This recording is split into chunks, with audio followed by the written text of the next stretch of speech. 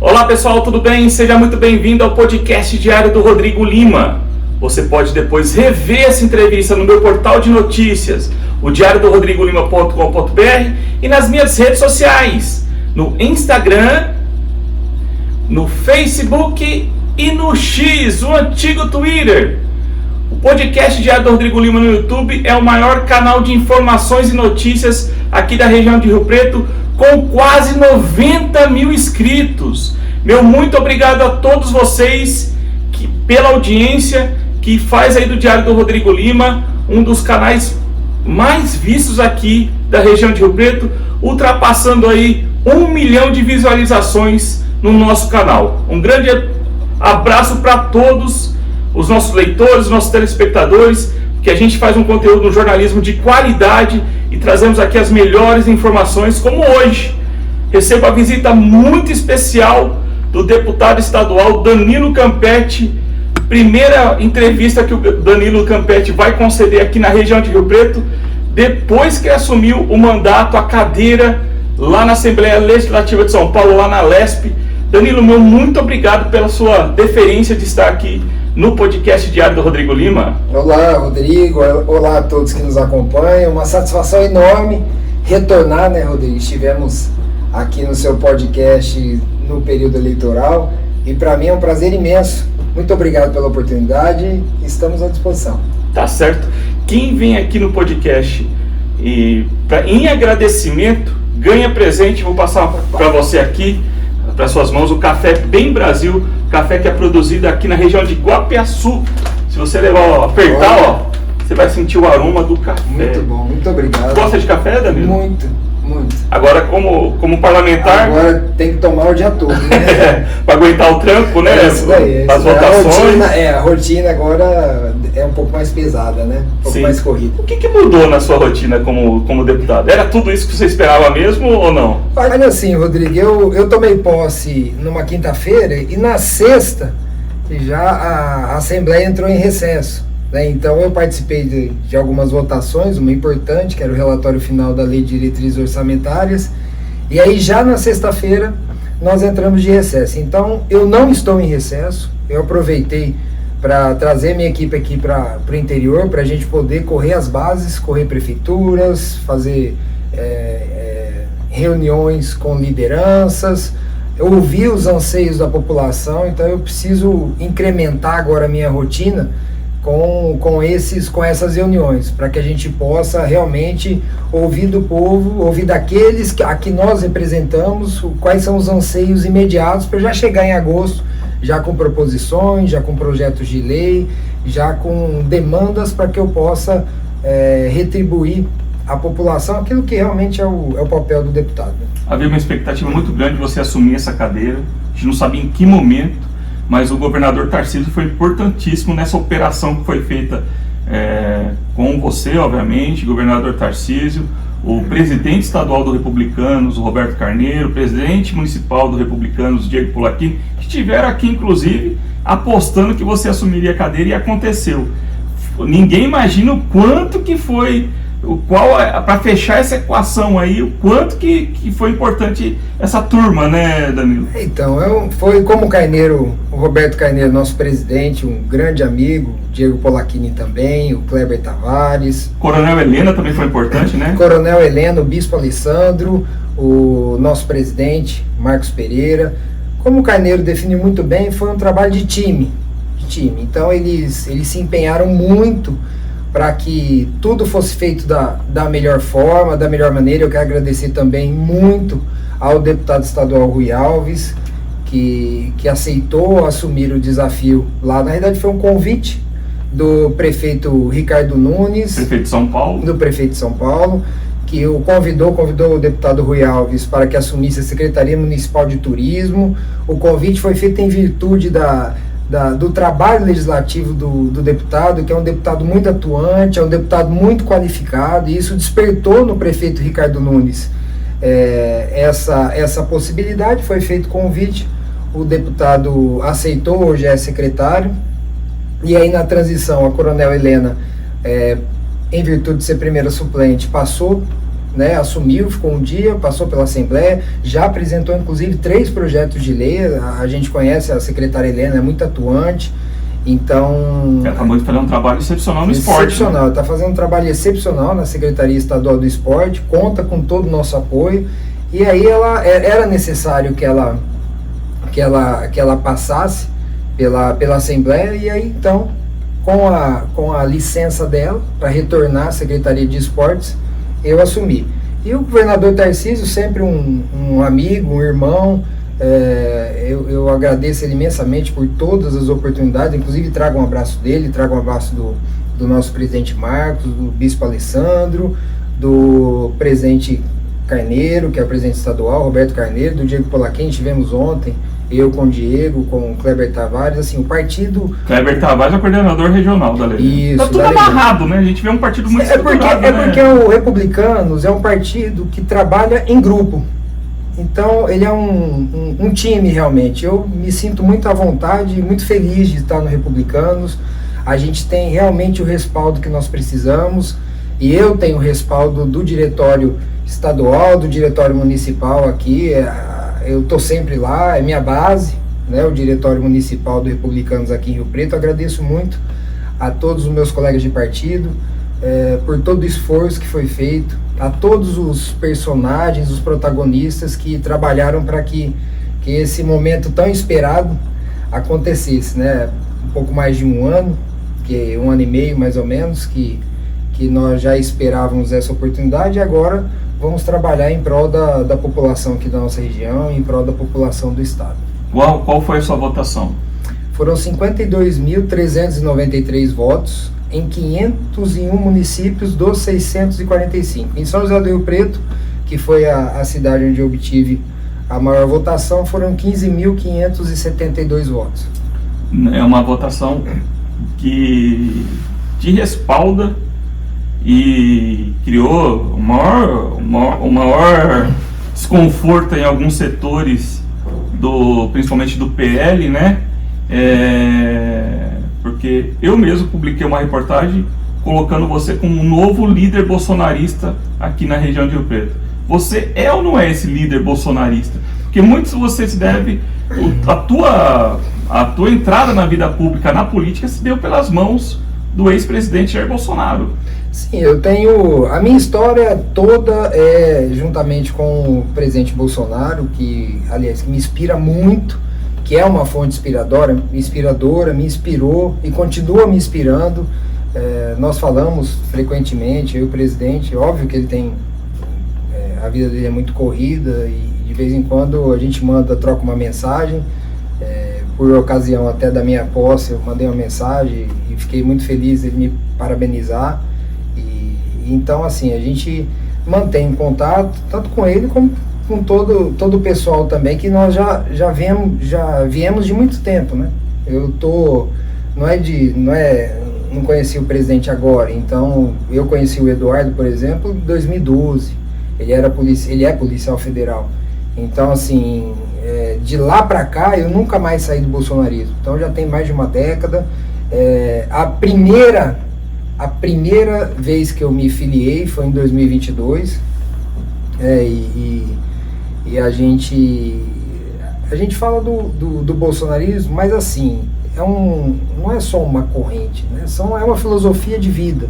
Os princípios conservadores, aquilo que realmente a gente tem como nossa filosofia de vida, foi desperto pelo presidente lá atrás. Então eu sou parte dessa população que estava adormecida para a política, a gente nos nossos afazeres e nos preocupando com o trabalho, nos preocupando com a rotina do cidadão de bem, que é estressante, que a gente quer acordar cedo e trabalha o dia todo, quer cumprir com as nossas obrigações, e não pensávamos muito em política.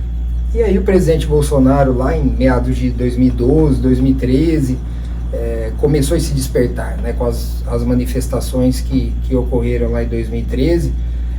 Mais ou menos assim, Rodrigo, nós estávamos todos no avião. todos estávamos no avião, tínhamos os mesmos pensamentos, mas não tínhamos um líder. Aí entrou o piloto do avião. O piloto do avião precisa decolar, o avião precisa decolar, precisa de um piloto. Então, esse piloto desse avião é o presidente Jair Messias Bolsonaro. Então, eu segui toda essa trajetória e, bom, estive na segurança do presidente em 2018, fui voluntário para ser... Você é agente federal. Sou agente federal. Que não conhece você e sou agente federal, então eu me voluntariei em 2018 para atuar na equipe de segurança do presidente Jair Messias Bolsonaro, então candidato. Uma loucura aqui em Rio Preto. Foi. Aqui foi. E você vê, né, rapaz, em Rio Preto, ele esteve em Rio Preto, nós estivemos num tour 2018 pelo interior, que passou por Presidente Prudente, Araçatuba, uma parada rápida em José Bonifácio, depois São José do Rio Preto, Catanduva, Barretos e Ribeirão. E foi logo na semana que antecedeu o episódio da tentativa de homicídio, né, da facada. Então, que depois ele ficou inviabilizado dos atos de campanha. Então, assim, uma semana antes ele estava aqui em Rio Preto, e aí quem lembra viu que loucura que foi, né? O tanto que o presidente Bolsonaro é popular. Sim. Dani, e esse papel de líder bolsonarista? Então, você assume esse papel, já que você hoje é o representante da direita com um mandato, né? Sim, é uma questão natural. É a primeira vez que estou falando isso. É a primeira vez eu venho, né, desse viés. Logo depois eu fui trabalhar no governo Bolsonaro, lá que eu ingressei no Ministério da Agricultura como assessor especial, depois trabalhei com o ministro Tarcísio, e aí viemos para a campanha de São Paulo e aí seguiu toda a história. Assim, eu tenho esse viés político de direita, sempre seguindo ali a linha, né, que o presidente Bolsonaro então defendia. E é natural que eu sou bolsonarista, é natural que a partir do momento que você se lança nas urnas e que você é aprovado pela população e tem um mandato, eu acredito que seja natural que aí surja uma liderança. Então, como eu te disse, é a primeira vez que eu estou falando disso agora. Se essa função a mim for incumbida, eu assumo essa função de líder aqui, conservador, ou bolsonarista, e vou fazer o trabalho voltado daquilo que eu defendo, que eu me comprometi durante a campanha, e que não é apenas um compromisso de campanha, é um compromisso de vida. A defesa dos valores que eu me comprometi a defender, ela transcende a campanha. É um compromisso de vida. Nós somos tementes a Deus, nós somos patriotas, defendemos a família e defendemos a nossa liberdade plena. Então acredito que seja liberdade de manifestação, seja qualquer liberdade, nós defendemos. É nessa linha que eu vou, porque foi essa linha que eu falei durante a campanha, que eu me comprometi, e eu estou aqui na condição de deputado, ela não é pessoal. Eu estou deputado, eu estou aqui para representar aqueles que confiaram o seu voto em mim, e também aqueles que não confiaram o voto em mim, mas podem ter algum efeito da repercussão dos meus atos. Sim. Então é isso. A gente percebe que há uma gratidão sua em relação ao que representa politicamente o ex-presidente Jair Bolsonaro e o próprio governador Tarcísio na sua pessoa como deputado, como você se transformou como político. Sim, claro. Eles são a minha maior inspiração. O presidente Bolsonaro, o governador Tarcísio, e assim, não é algo que eu ouvi falar, eu não estava distante deles. Eu participei dos eventos, eu participei da segurança do presidente Bolsonaro. Acompanhou de perto? Eu acompanhei de perto todos os momentos. Eu acompanhei a transferência dele depois da facada lá para o Albert Einstein. Eu estive com ele no Albert Einstein. Inclusive, das televisões mostrando você trazendo a maca, né? Exatamente. Eu fui o único ali da equipe de segurança que estava com ele no helicóptero quando ele chegou em Congonhas e fez fez uma viagem pequena até, na época, o Palácio dos Bandeirantes. Lá no Palácio dos Bandeirantes havia uma ambulância e levou ele para o Albert Einstein, que é ali do lado. Então, assim, E eu acompanhei desde o primeiro momento, estive com ele no Albert Einstein, depois estive com ele na casa dele lá no Rio de Janeiro, enquanto ele se recuperava. Tenho muito orgulho e tenho assim, foi um privilégio estar ao lado do presidente em todos os momentos em que eu pude estar e pude contribuir de alguma forma para que ele se recuperasse bem, para que ele tivesse condições depois de assumir o mandato. Então, lógico que não sou só eu, a equipe toda que trabalhou muito para isso. Eu sinto muito orgulho de ter feito parte dessa equipe, que foi histórico esse episódio. Você foi testemunho ocular. Sim, nós estivemos em algumas situações. Sim, muito. No hospital. Sim, lá no Rio de Janeiro. Depois, quando ele, graças a Deus, se restabeleceu, e hoje o nosso presidente está bem, né, nosso eterno presidente Jair Messias Bolsonaro, ele está bem, continua fazendo aquilo que ele mais gosta, que é direcionar as nossas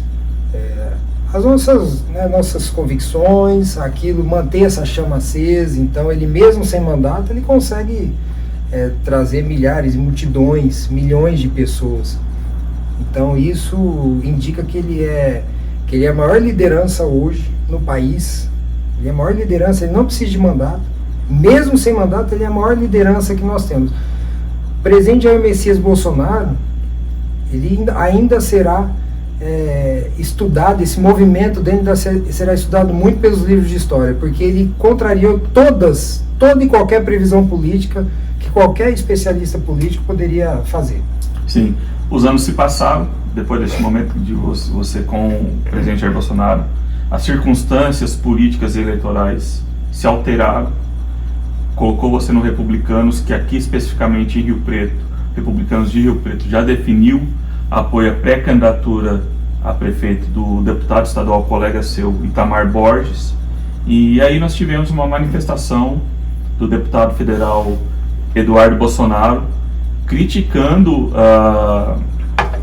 a sua condição de liderança bolsonarista nesse primeiro momento, e já prevendo aí uma possível apoio seu ao Itamar, que é do MDB, já que o Eduardo Bolsonaro apoia a pré-candidatura do coronel Fábio Cândido, ex-comandante da Polícia Militar aqui de São José do Rio Preto, e obviamente o seu apoio vai ser muito relevante na disputa eleitoral deste ano na Prefeitura de Rio Preto, porque, como a gente já traçou, você vai ser um dos principais líderes bolsonaristas na cidade. Como é que você vê essa cobrança pública, digamos assim, essa crítica que foi feita pelo Eduardo, até de certa forma uma pressão para você apoiar eventualmente o pré-candidato do PL, Coronel Fábio Cândido, em detrimento do Itamar? Você falou para mim até na reportagem, Danilo, que você aguardaria a manifestação do governador Tarcísio de Freitas, que hoje o seu principal referência, né, na política. Como é que você vê essa manifestação pública de tentar pressioná-lo, de tentar levá-lo a um apoio sem uma condicional, né? Uma obrigação, né, sua? Como é que você vê essa manifestação do Eduardo? Eduardo, antes de tudo, é um amigo. É um amigo. Você entender nada? Não, é um amigo. É uma pessoa que eu gosto demais, sabe? Eu não conheço o Eduardo de ontem, conheço o Eduardo lá desde 2012, quando ele ingressou em 2011 nos quadros da Polícia Federal. Em 2012 nós nos conhecemos, e aí já tínhamos ali no radar o então deputado federal Jair Messias Bolsonaro despontando e já atraindo o nosso interesse, e tínhamos uma previsão de que o então deputado já sairia em 2014 para a presidência, o fato que não ocorreu. Ele veio para a reeleição em 2014 como deputado federal, e nós buscávamos aqui em São Paulo essa repercussão do início do que seria o bolsonarismo, né? E o Eduardo personificou essa busca nossa, e aí nós trabalhamos com afinco para que o Eduardo se elegesse deputado federal, e ele se elegeu, salvo engano, com 70, 80 mil votos. Foi um momento de grande alegria para nós, E aí desde então, eu mesmo informalmente trabalhei para o Eduardo em 2018, ele teve meu voto em 2014, ele teve meu voto em 2018, então assim, o Eduardo é um grande amigo, eu respeito demais o Eduardo, muito.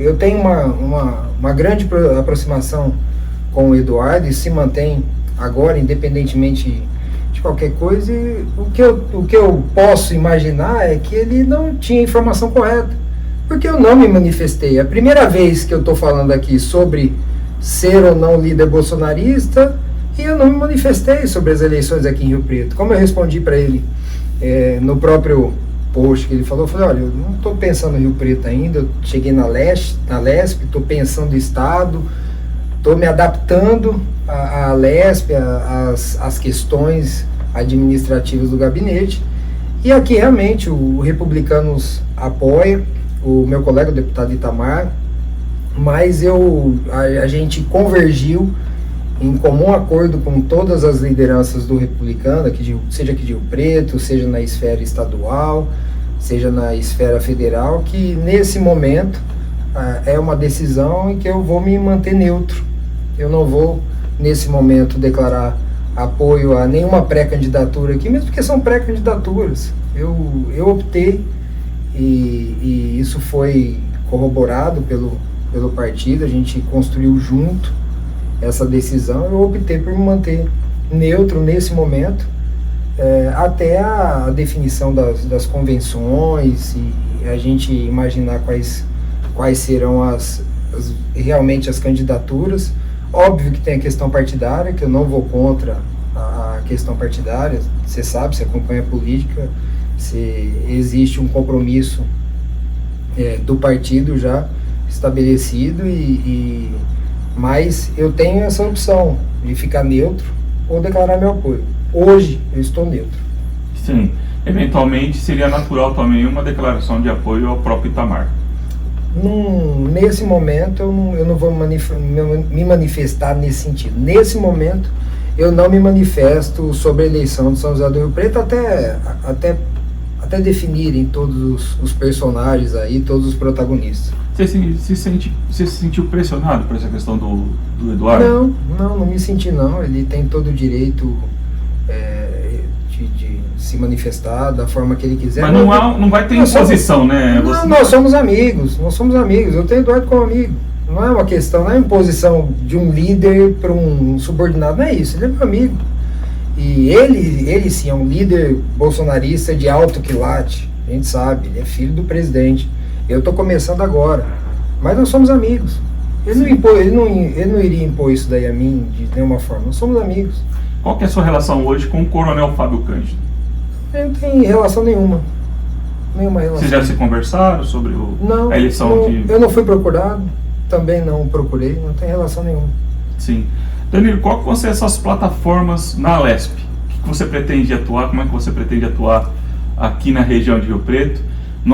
Eu sei que você tem algumas pessoas que vão bater lá no seu gabinete pedindo ajuda. A prefeita de Potirendaba, também muito bolsonarista, a prefeita Gi Franzotti, ela com certeza é uma das suas grandes admiradoras aqui na região, né? Inclusive teve lá na sua posse, alguns prefeitos também foram, sim, né? Sim, a Gi Como é que você vê esse movimento e essa cobrança que vai vir, né? Tem o outro lado também, né? Sim, lógico, e é natural que seja assim. Eu obtive o apoio tanto da Gi como de outras lideranças, e é natural agora que essas lideranças venham buscar aquilo que o deputado, que é a função do deputado, isso é natural.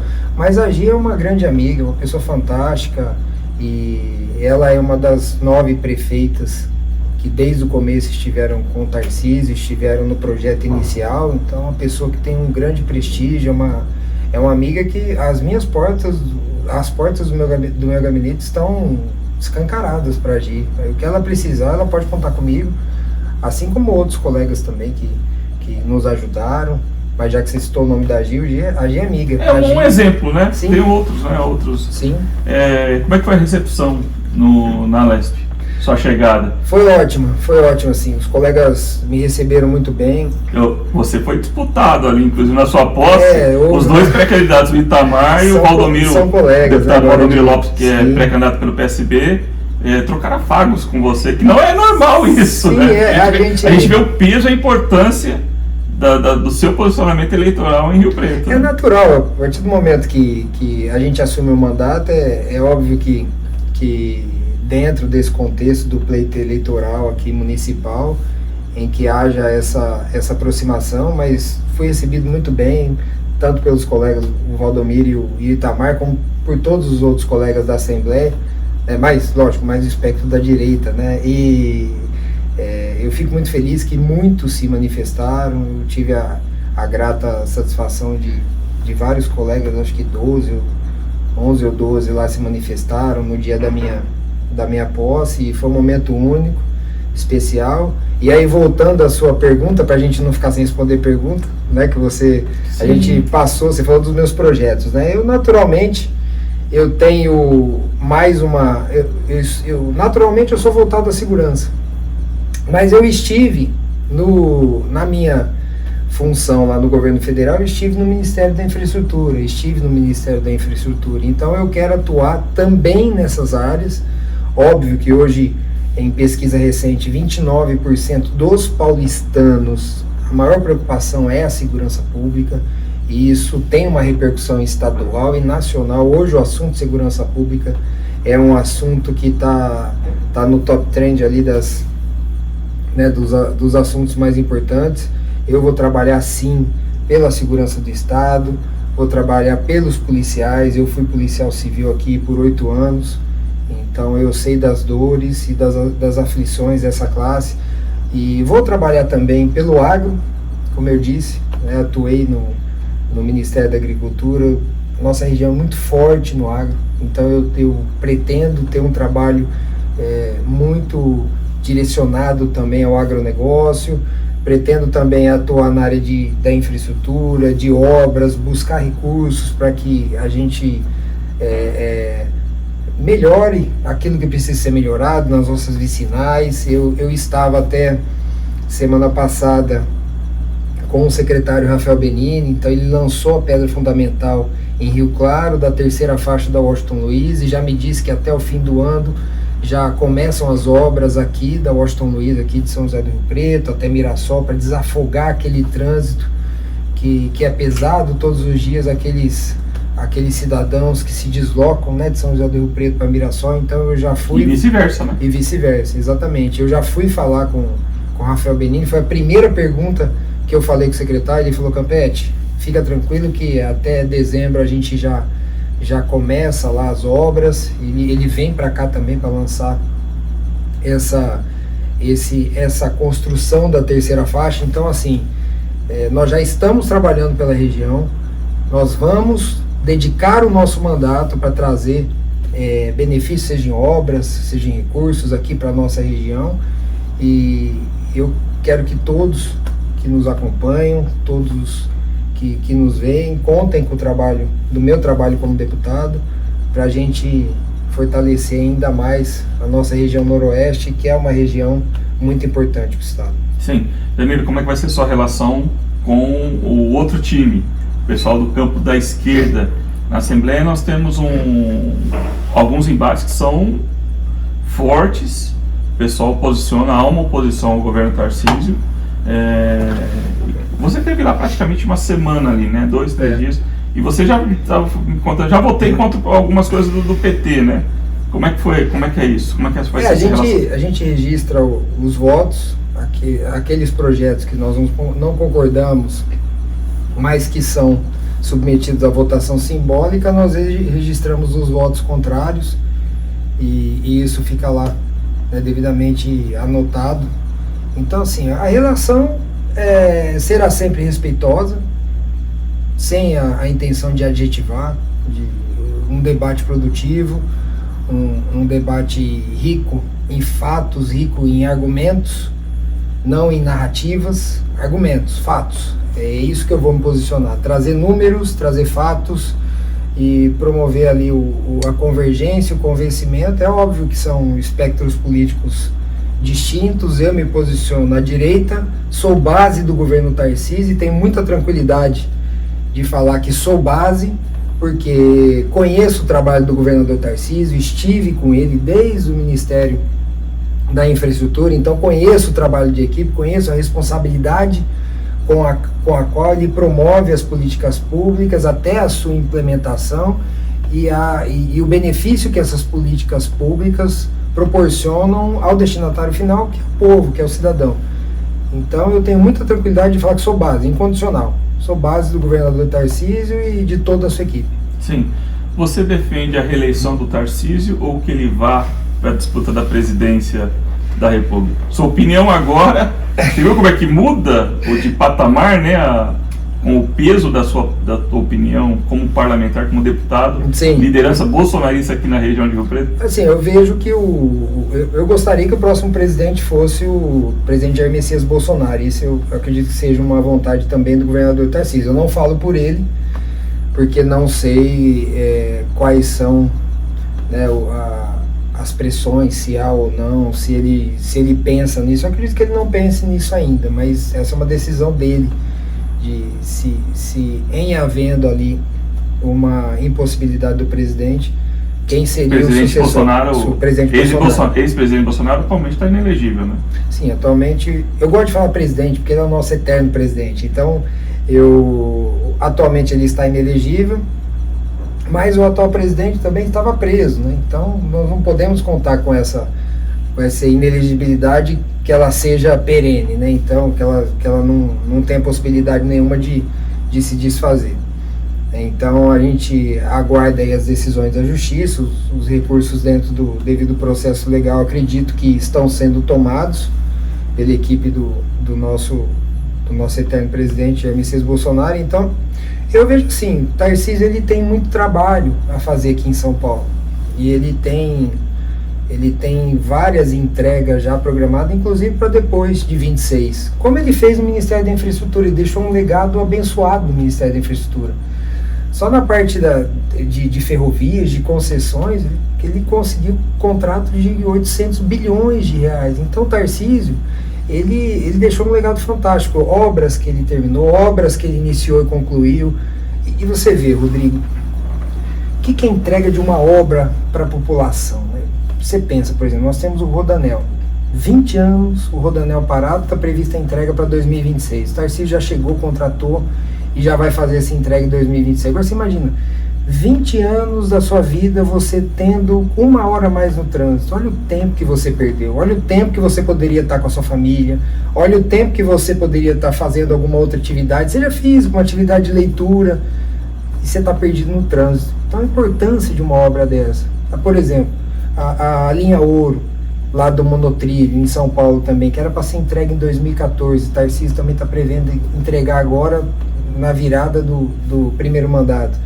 São obras que vão trazer celeridade para a vida das pessoas, vão trazer tranquilidade, vão trazer dignidade para a vida das pessoas. Ontem estávamos com o governador Tarcísio. Ele esteve na região. Esteve na região com os deputados também, entregando unidades habitacionais. São Paulo, hoje, nesse mandato do Tarcísio, terá o maior programa habitacional da história do nosso estado. Em pouco menos de um ano e meio, Tarcísio já entregou 31 mil unidades. Essas 31 mil unidades era a média que se entregava nos 4 anos. Nós temos hoje mais 113 mil unidades em construção. E a previsão de entrega de mais de 200 mil no primeiro mandato dele. Então, assim, onde o Tarcísio põe a mão, ele faz acontecer. Ele busca resolutividade, ele busca eficiência, ele busca entrega, ele busca deixar um legado. Esse é o exemplo de político que eu tenho. Esse é o exemplo de político que eu quero ser.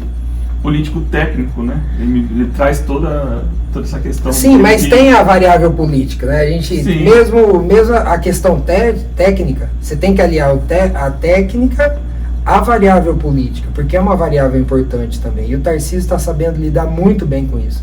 Ele está fazendo um trabalho excepcional no governo do estado. Você falou sobre a questão de justiça. Você se sente perseguido, Danilo, por tudo que aconteceu? Essa câmera aqui é a sua.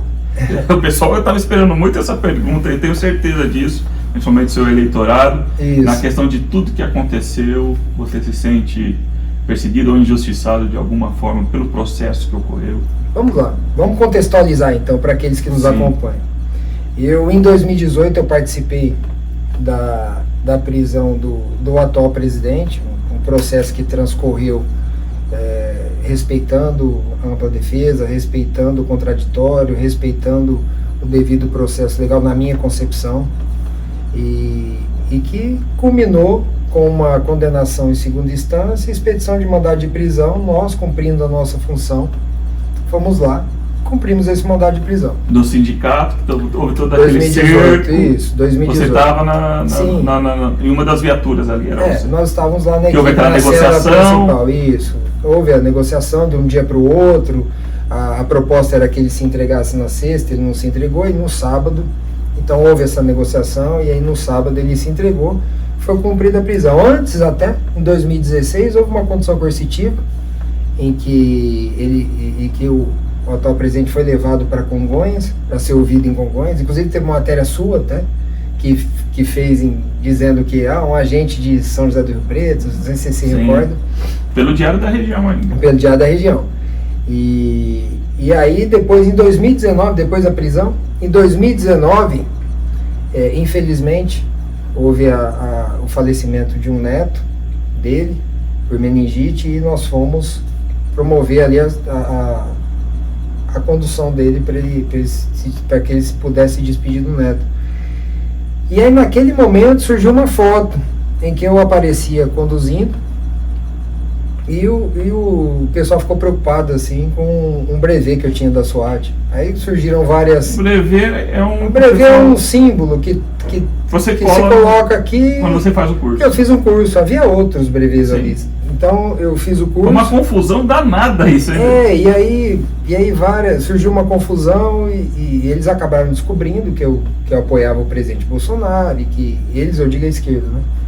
E aí houve uma repercussão grande, e até com pedido de esclarecimento, de pedido de instauração de procedimento administrativo. Eu respondi a um procedimento, na verdade um expediente administrativo nessa época, que foi arquivado, porque não tinha sentido, estava tudo regulamentado, o uso do brevet, e você tem um toda curso a minha da atuação. SWAT? Tenho curso da SWAT de Miami, tenho cursos no Rio de Janeiro, tenho cursos no Exército, tenho curso em outras polícias. A gente sempre procurou especializar. Sou professor da Academia Nacional de Polícia, de 2 matérias. Da Polícia Federal, né? Da Polícia Federal. Quais as matérias?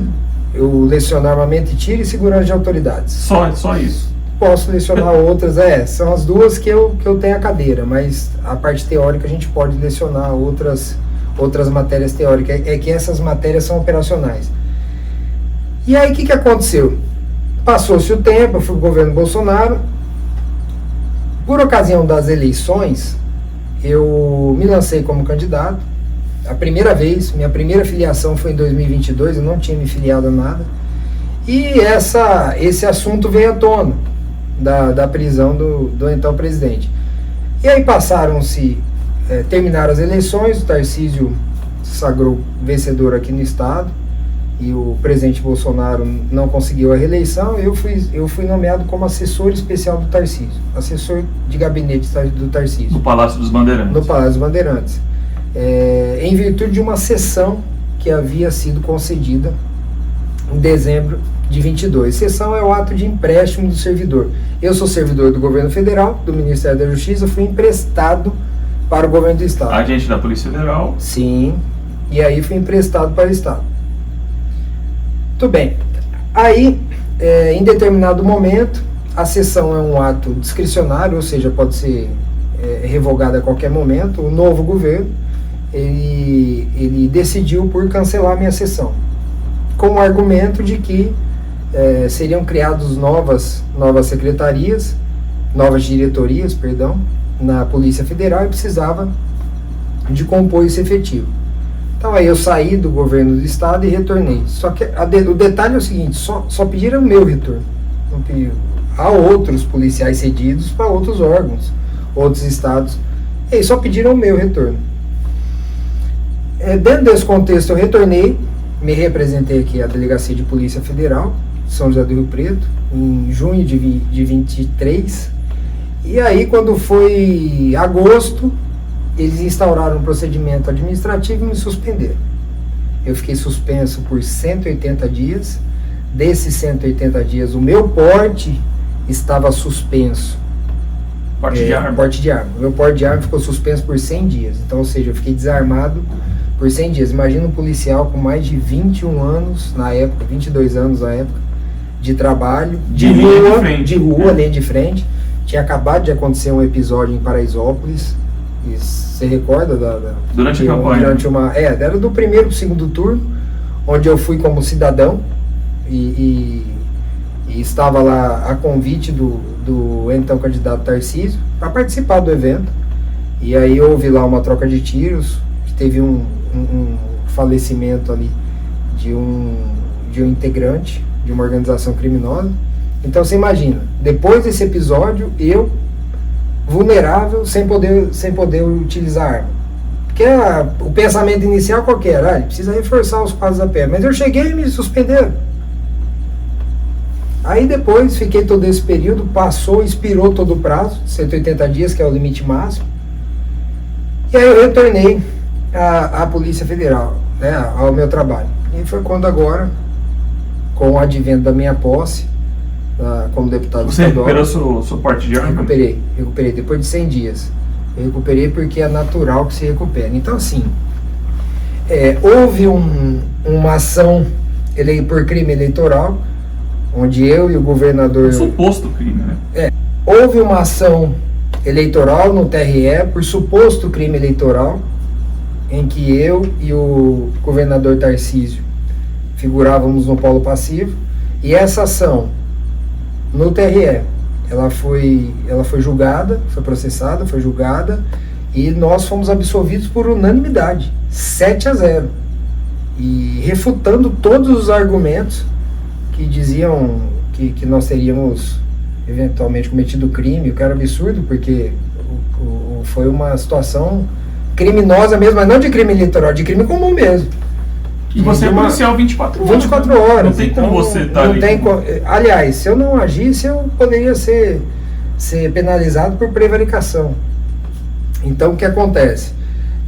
Houve essa absolvição, a Procuradoria do Ministério Público recorreu ao STF, lá o recurso foi recebido, foi denegado o recurso, foi negado o recurso e transitou em julgado essa situação. Transitou em julgado, está pacificado.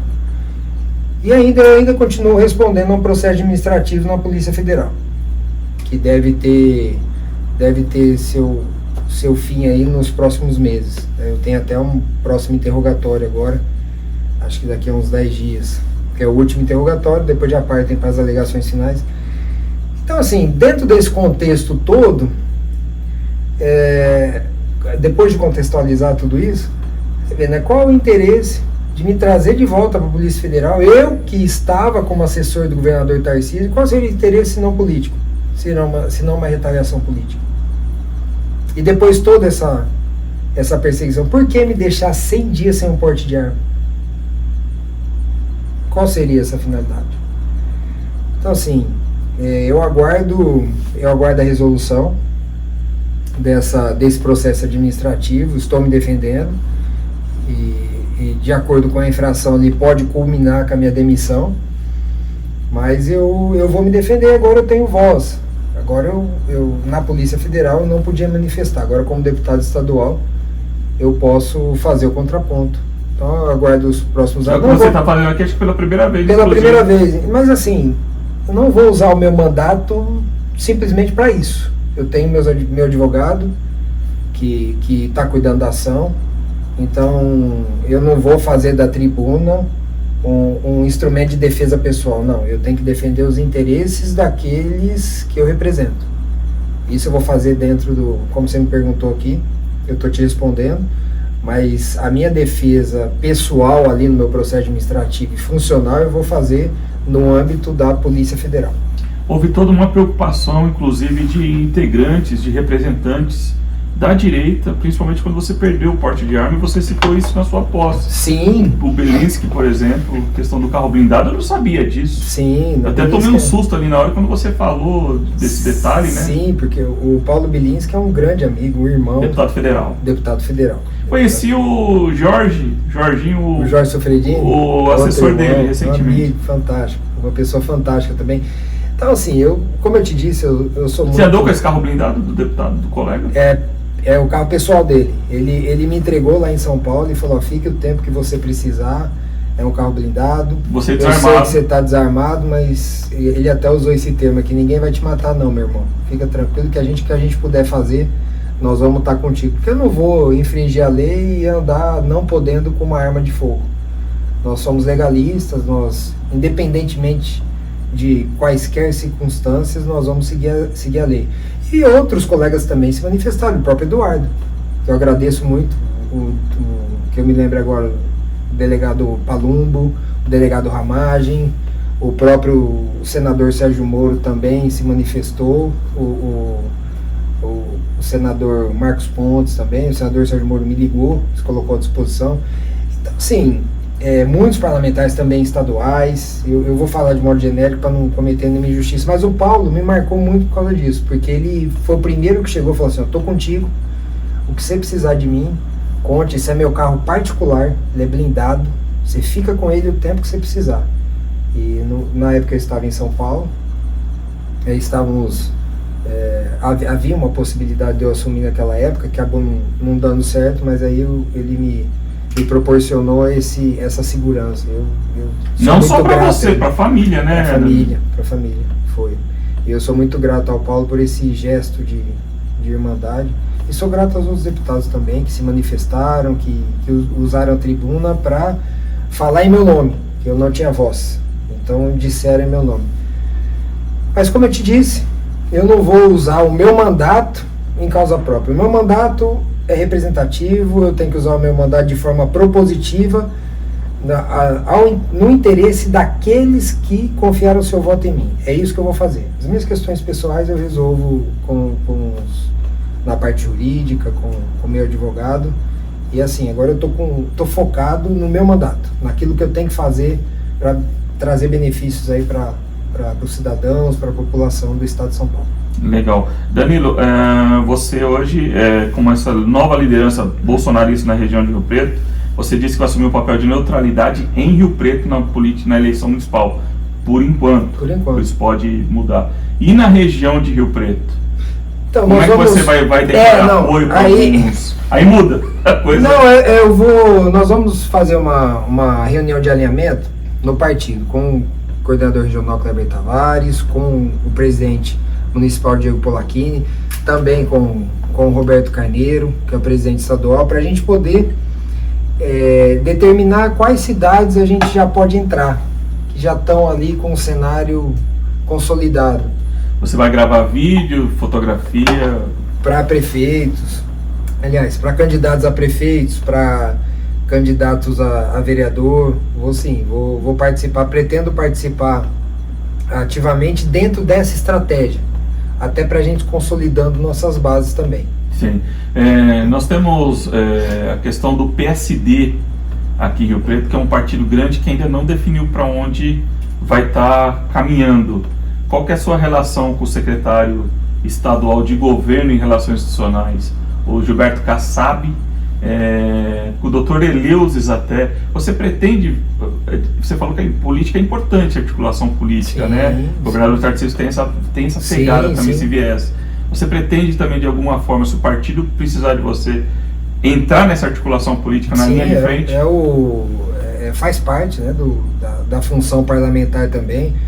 O secretário Kassab sempre me atendeu muito gentilmente, o doutor Eleusis também é uma pessoa fantástica aqui, que eu tenho uma enorme gratidão, sou amigo dele, ele é uma bênção de Deus aqui na minha vida, é uma pessoa que sempre me apoiou, então tenho um ótimo relacionamento com o doutor Eleusis, com o Igor, que é o Igor Gonçalves, que é o coordenador, diretor regional aqui, inclusive o Igor, que coordenou minha campanha, teve uma participação enorme na minha campanha de 2022. Então são pessoas muito próximas e que eu tenho uma relação extremamente salutar, uma relação extremamente benéfica, são meus amigos.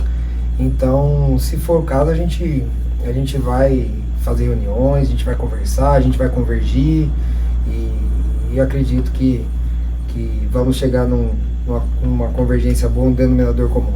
Diz que o deputado, quando senta na cadeira, ele já está pensando na eleição de 26. Você também dá aquele friozinho na barriga de conseguir a reeleição, porque é aquilo, você, no teu caso, você como suplente, vai ter um momento lá em 25 que em abril você vai ter que... 26 você teria que deixar o mandato, né? Você tem que correr com o teu trabalho, é isso, né? Você tem, porque a qualquer momento pode dar uma zebra lá com o titular da cadeira, ele voltar para... É uma situação... Todo dia você tem que fazer mais que os outros. Eu tenho que fazer 4 anos em 2, né? Mas assim, a proposta, eu acho que a reeleição ou a eleição, ela é consequência do trabalho. Então eu estou preocupado com o trabalho.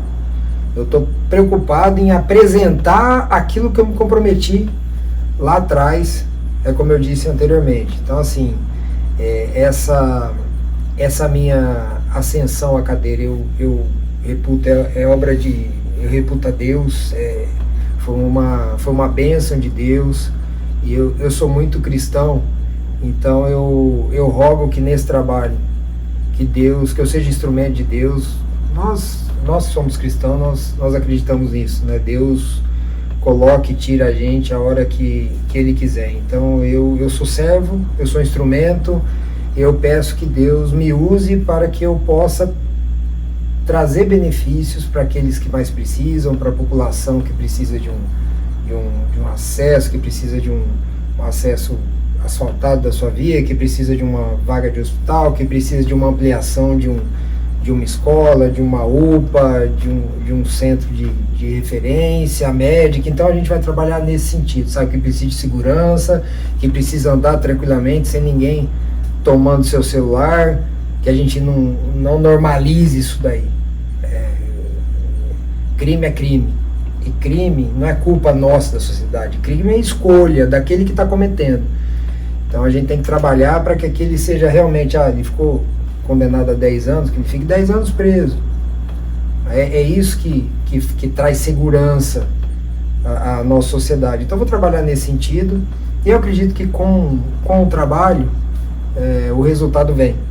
A minha preocupação, eu sou muito tranquilo quanto a isso, a minha preocupação é trabalhar. A reeleição vai vir naturalmente, se tiver nos propósitos de Deus, é por Ele que nós trabalhamos lá, que nós estamos lá, e a gente, como eu te disse, nós somos instrumentos. Ele coloca a gente onde Ele quer, como uma peça de teatro, né? Um dia você é protagonista, outro dia você é coadjuvante, outro dia nem na plateia você tá. Isso por obra e determinação dele. Então eu tenho isso bem estratificado aqui, bem fixo aqui no meu pensamento. É dessa forma que eu vou trabalhar, é desse jeito que eu vou agir, e essa vai ser a minha conduta, a minha atuação. Eu estou deputado, eu não sou deputado. Tá certo. Danilo, você viu como é que passa rápido o nosso podcast? Muito rápido. Voando. Então. Bate-papo muito bacana. Já foi lá no gabinete do prefeito Edinho? Já conversou com o prefeito Edinho? Não tive a oportunidade ainda. As entidades ainda institucionais, a CIRP e outras entidades, Associação Vivo Centro lá do Calçadão, Sociedade dos Engenheiros, sindicatos, por exemplo, sindicato até da Márcia Caldas, aqui o sindicato dos trabalhadores no comércio, o próprio Mota, está na feira comercial. Mota nós estivemos juntos ontem, então uma ótima relação com o Mota. Tem que conversar com todo mundo, você tem que chegar, né, agora, sim, né? Não, você vai fazer esse papel aos poucos. Ainda não deu tempo de fazer tudo isso que você falou, mas eu pretendo... Visitar o prefeito no gabinete. O prefeito, porque eu assumi na quinta, e logo que eu assumi, no outro dia, teve sessão. Às vezes as pessoas pensam que é só terça, quarta e quinta, não, mas tem sessão todos os dias. E aí, depois da sessão, eu já vim para a região. No sábado já fui para Tanabi e para Santa Fé do Sul, até no Festa do Peão lá. No domingo eu retornei para São Paulo para ver algumas questões administrativas do gabinete, né? A LESP está em recesso, mas os gabinetes continuam funcionando função administrativa não para. Então eu tenho que acertar algumas questões do meu gabinete, e aí retornei agora. Então nós vamos, e já para participar dessas entregas com o governador Tarcísio. Então agora no mês de julho nós vamos agendar essas visitas, eu reitero, nós não vamos parar.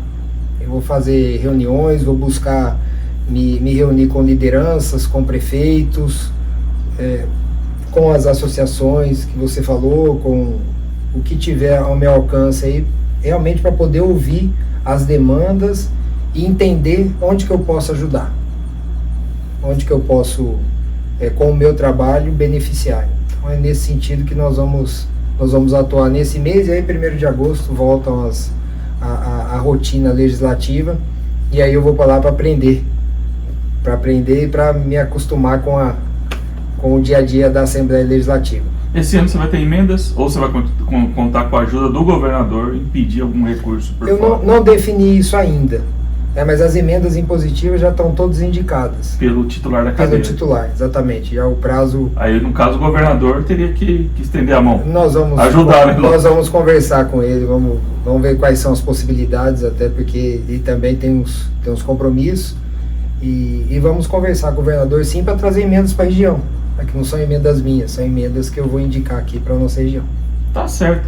Danilo, faltou algum assunto, algum tema que você gostaria de ponderar? Sua câmera é essa daqui, alguma mensagem que você gostaria de passar para o teu eleitorado, você que está desembarcando agora com propriedade na Alesp de Rio Preto para ser um deputado. Alguém brincou lá que Rio Preto é uma das maiores bancadas da Alesp, que foi o próprio Tamar que falou isso, que você está se juntando na região. Nós temos o Carlão, o Sebastião Santos em Barretos, o Valdomiro Lopes aqui em Rio Preto, o Itamar. Você, o Itamar. Isso. Enfim, é um time qualificado, hein? Quem ganha é a região. Quem ganha a região é mais um integrante para poder juntar, para poder unir forças para trazer benefícios para a nossa região, para trazer recursos, para trazer políticas públicas. Eu estou muito motivado a seguir esse caminho, dentro, lógico, daquilo que nós acreditamos que é melhor para a população. Então, vamos apoiar aquelas pautas, como eu disse, do governador, vamos dar suporte legislativo para que o governo do estado possa implementar essas políticas públicas e que possa trazer aqui para a nossa região tudo aquilo que o estado proporciona de bom para o cidadão. Então, posso citar, por exemplo, a própria escola cívico-militar, uma aprovação excelente da Assembleia, um programa fantástico, e o meu filho estuda numa escola cívico-militar particular. Então, assim, é uma alegria para mim poder proporcionar à população aquilo que eu tenho como resultado na minha própria casa. Então, são pautas assim que eu quero defender e que eu quero lutar para que a população tenha também essa alegria de ter um filho bem educado, de ter um filho, né, disciplinado, que são características aí de uma escola cívico-militar, né? Que a gente possa proporcionar para a população esses benefícios, tanto na educação quanto na saúde, como eu te disse, na segurança. E na segurança eu hoje aumento o meu espectro de atuação. A minha vida inteira eu trabalhei como policial. Trabalhei ali restrito a uma atuação que é a atuação policial, do combate, do enfrentamento. Hoje eu consigo atuar na resolução, na criação de políticas públicas.